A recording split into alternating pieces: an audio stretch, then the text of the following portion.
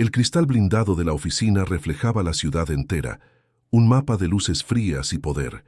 Allí, en la cima, el hombre que creía ser dueño de cada segundo. El reflejo de Ignacio, el CEO, era nítido, cortante. Pero en ese mismo cristal, justo a un lado, casi invisible, estaba el reflejo de Julián. El conductor. Su traje era impecable, sí, pero la tela era más vieja, más honesta. Mientras Ignacio marcaba con su dedo anillado la siguiente cita en una agenda de cuero italiano, Julián solo observaba la hora. Su mirada no estaba en el reloj suizo de oro que brillaba en la muñeca de su jefe, sino en su propio reloj. Un trozo de historia, de metal opaco, con un cristal rayado. Un regalo de su padre. Siempre marcando la hora, pero nunca la suya propia. Julián sabía que su tiempo no le pertenecía. Era el tiempo de Ignacio, la impaciencia de Ignacio, la arrogancia de Ignacio. Un día el CEO levantó la mano con un gesto rápido y seco. No dijo «detente», sino que ordenó con el desprecio de quien pisa una colilla. «Aparca, chofer, y no te muevas hasta que yo te lo ordene». La orden era habitual, pero la forma, ese desprecio helado, le perforó el pecho a Julián. La humillación se quedó flotando en el aire acondicionado de la limusina. Julián asintió sin una sola palabra, el motor vibrando en silencio bajo sus manos. Ese día, la ofensa fue demasiado clara, demasiado pública. El poderoso no solo había despreciado al simple, había despreciado el tiempo mismo de la humildad. Pero lo que nadie imaginaba, ni el arrogante CEO, ni el silencioso conductor, era que el destino estaba a punto de cambiarlo todo, y que el tiempo, por fin, jugaría a favor de Julián. La escena se desarrolla en el gran vestíbulo de la corporación Zenith.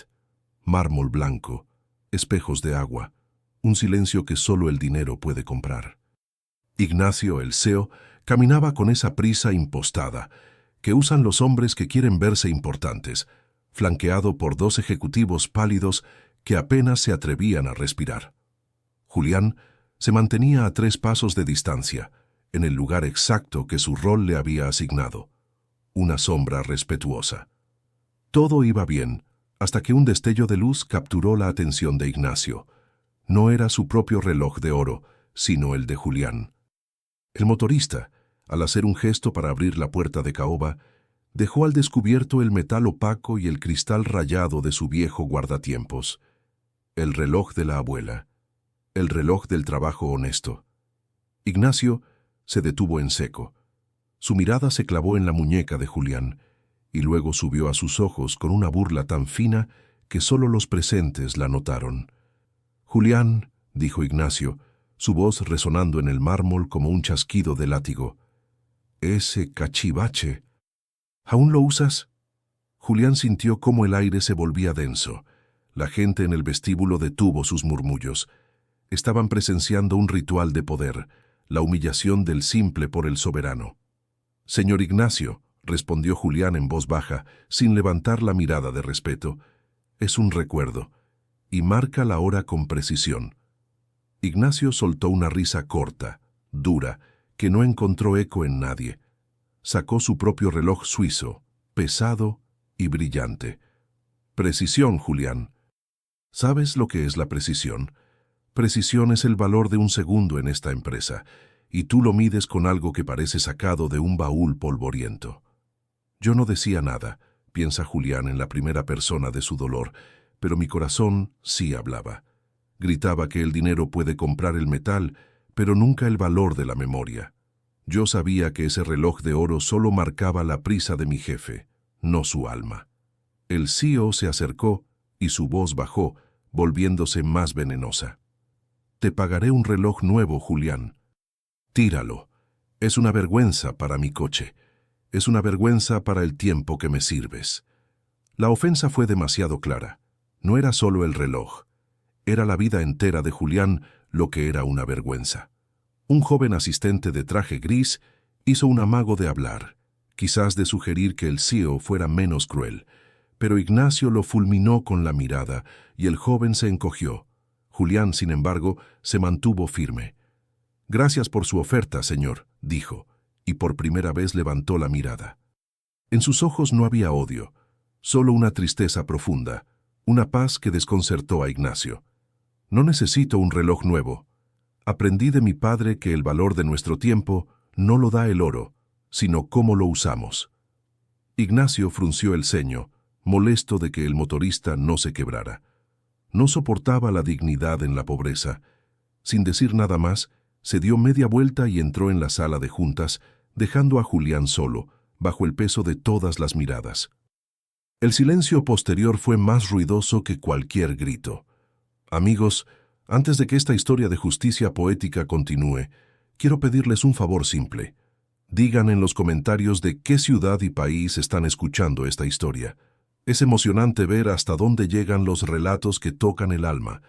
Y si creen que la humildad siempre tiene un valor, acompañen este camino con nosotros.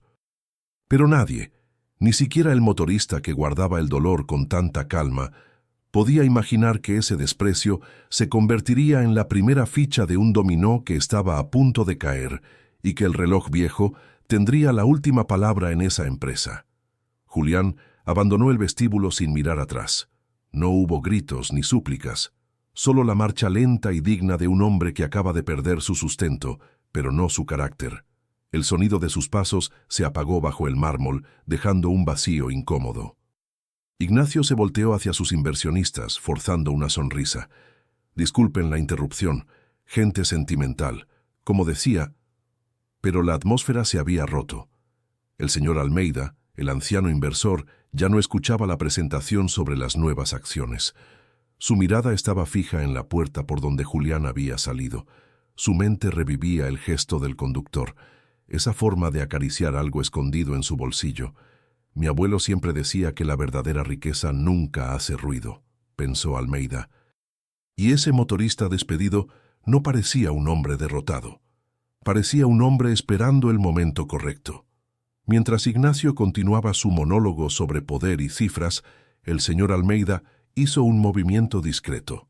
Le susurró algo a su joven asistente, quien salió de la sala con la cabeza gacha, con una misión silenciosa. De vuelta en su coche, Julián sintió por primera vez la punzada de la incertidumbre. ¿Y ahora qué? La pregunta era un eco doloroso.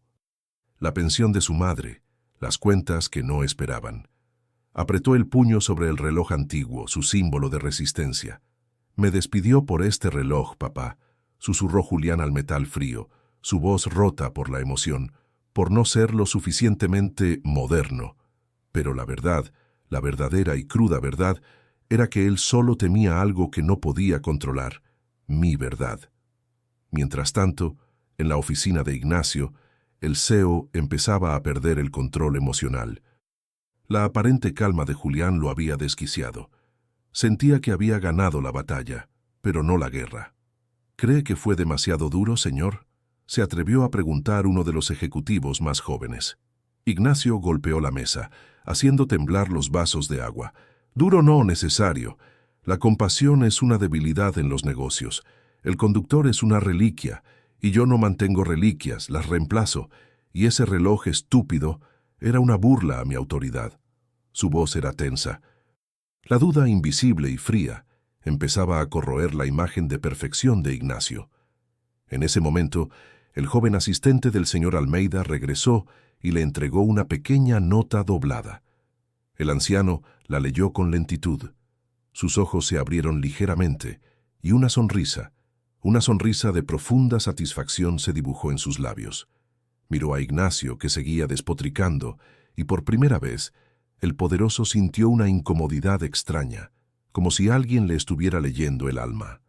El contenido de esa nota era el primer eslabón que conectaba a Julián no solo con la humildad, sino con una verdad oculta que Ignacio jamás hubiera imaginado. Si esta historia de arrogancia y justicia ya ha tocado tu corazón, deja el like y compártela con alguien que necesite creer que el bien siempre triunfa. Y si crees que la verdadera sorpresa está a punto de llegar, suscríbete y activa la campana para no perderte el momento de la gran revelación. El CEO creía haber despedido a un simple conductor, pero la información que ahora tenía el señor Almeida en su mano revelaba que el hombre más humilde de la empresa era en realidad su dueño más silencioso. El ambiente en la sala de juntas era denso.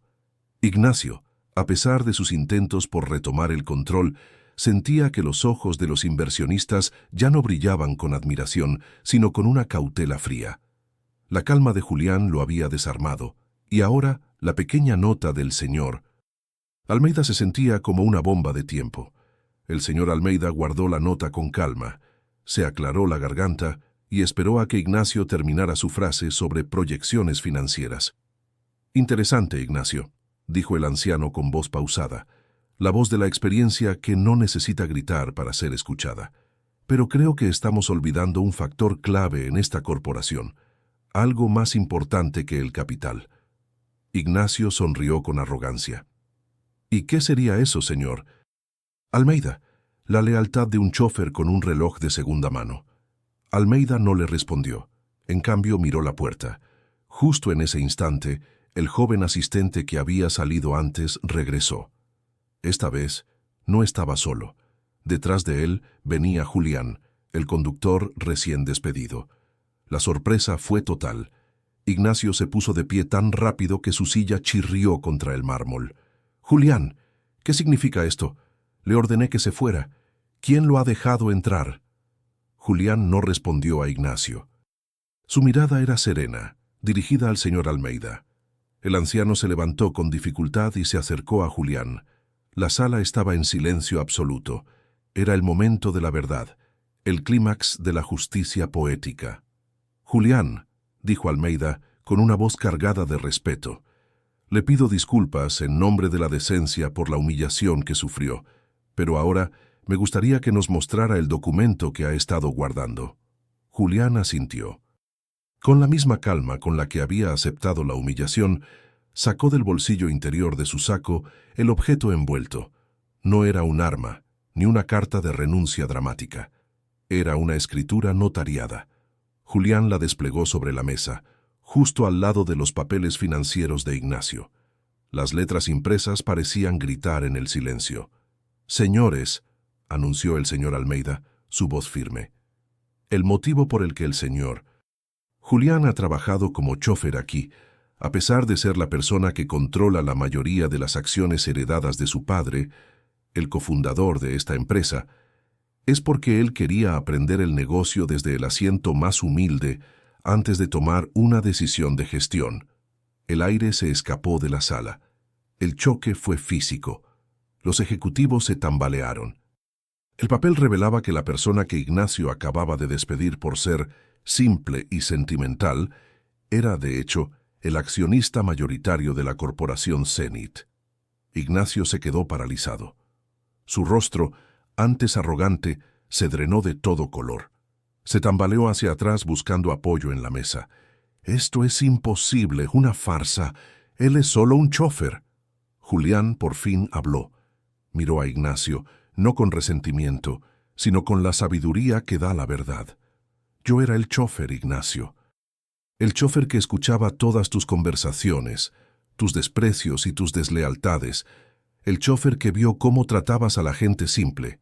Y el chófer que sabe que el dinero compra el lujo, pero no la lealtad». En medio del caos y las reacciones de choque, Julián mantuvo una compostura inalterable, la misma que había usado para soportar la burla del reloj. El señor Almeida tomó la palabra final de la escena. «La verdadera riqueza de una empresa, Ignacio, no está en las acciones, sino en el carácter de su dueño. Y el hombre que despreciaste por su reloj es ahora quien decide el futuro de la corporación Zenith». La mesa de conferencias, que un minuto antes era el trono de Ignacio, se había convertido en su cadalso. La justicia no había sido lenta ni vengativa.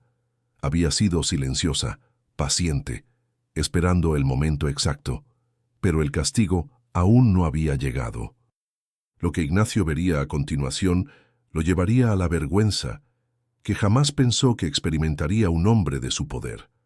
El silencio que siguió a la revelación no era de asombro, era de humillación transferida. Los ejecutivos y los inversionistas, que un minuto antes habían tolerado la crueldad de Ignacio, ahora sentían vergüenza por haber presenciado y callado. Todos se volvieron hacia Julián, el hombre que conocían como chofer, pero que ahora se revelaba como su legítimo jefe. Ignacio, aún pálido, intentó recuperar un resto de su autoridad, un último intento desesperado por manipular la realidad. Esto es una traición, Julián, balbuceó, su voz temblando por primera vez. Usted me espió, usó su posición para... Julián lo interrumpió, no con ira, sino con una calma que era más devastadora que cualquier grito. ¿Espiar, Ignacio? Yo no necesitaba espiarlo. Solo tenía que conducirle. Usted no espió. Usted se exhibió. Me mostró quién era usted cada mañana al despreciar a la gente de limpieza, al ignorar la mano que le abría la puerta. Me mostró que para usted el poder es una herramienta para pisotear, no para levantar. El joven asistente del señor Almeida, el que se había encogido bajo la mirada de Ignacio, se adelantó tímidamente. Señor Julián, yo lamento cómo lo tratamos. Yo vi cómo le quitó el reloj. Julián le dedicó una sonrisa suave, la primera de toda la mañana. No se disculpe por lo que no hizo. Usted es el único que quiso defenderme. Este gesto de reconocimiento público hacia el más pequeño de los ejecutivos fue la sentencia final para Ignacio. Vieron cómo el nuevo líder valoraba la empatía sobre la jerarquía. La verdad era innegable. Estaban en presencia de un hombre con carácter. El señor Almeida, que había sido amigo del padre de Julián, tomó la mano del joven en un gesto paternal. Julián no solo heredó la riqueza, heredó la sabiduría de su padre. Trabajó en silencio, escuchando la verdad de la empresa desde abajo, sin el ruido del poder, para saber en quién podía confiar y en quién no. La lección era clara. El lujo y el título de CEO habían cegado a Ignacio, mientras que la humildad y el silencio habían abierto los ojos de Julián. Ignacio sintió el peso de todas las miradas.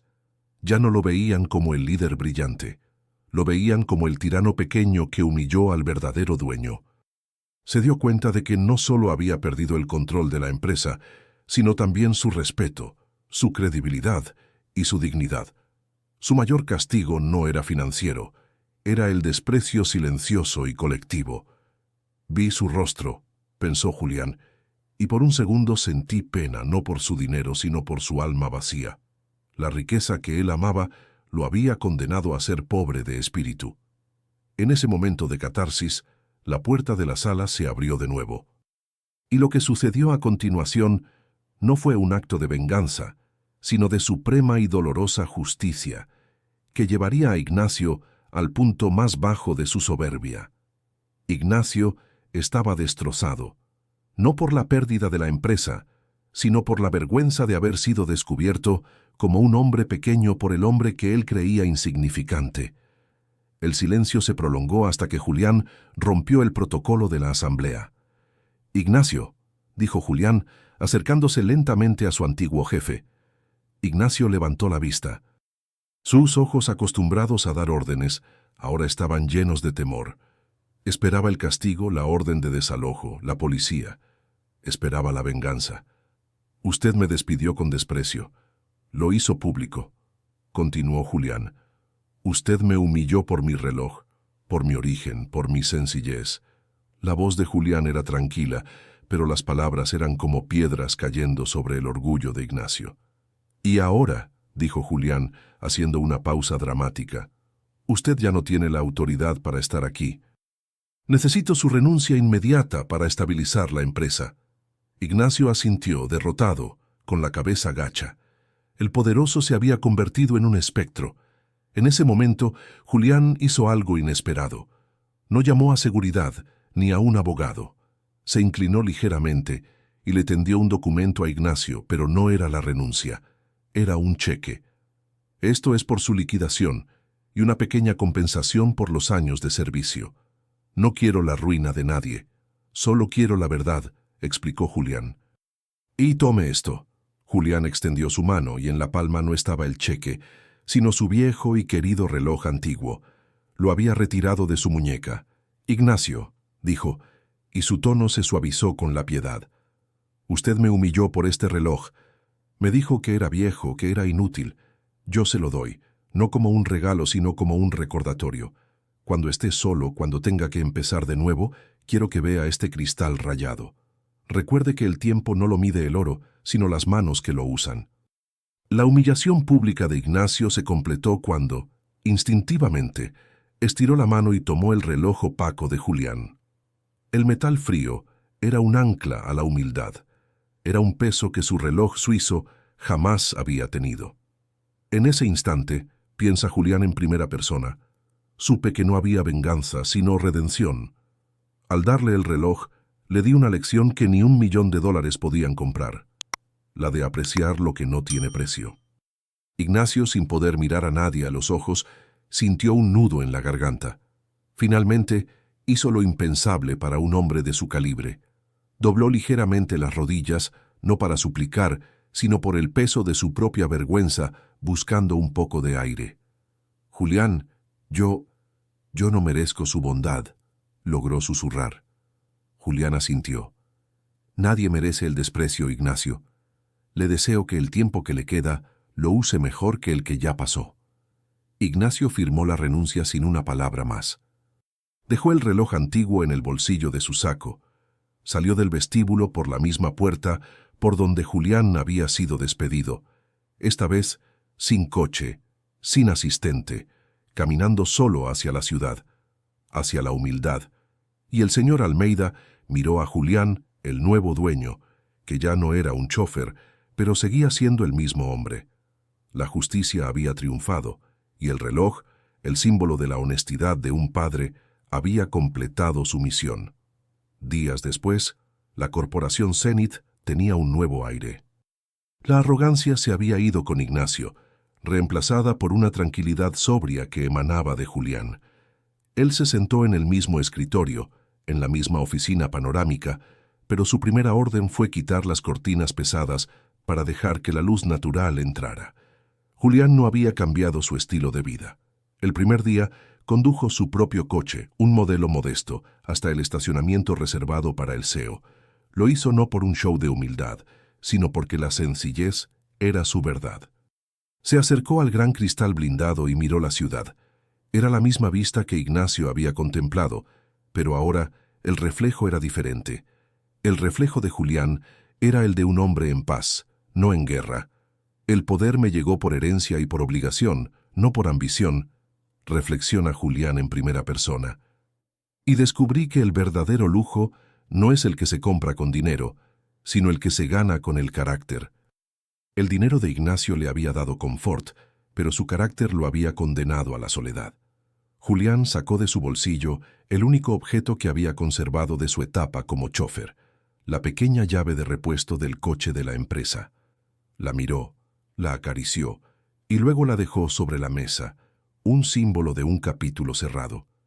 El tiempo me enseñó, medita en voz alta, que todos tenemos el mismo tiempo al amanecer. Lo que nos hace diferentes es qué hacemos con él y cómo tratamos a quienes creen tener menos.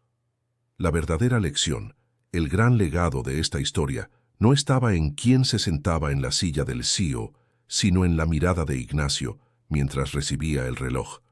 En esa mirada, por un instante, se vio la posibilidad de un cambio, la semilla de la redención.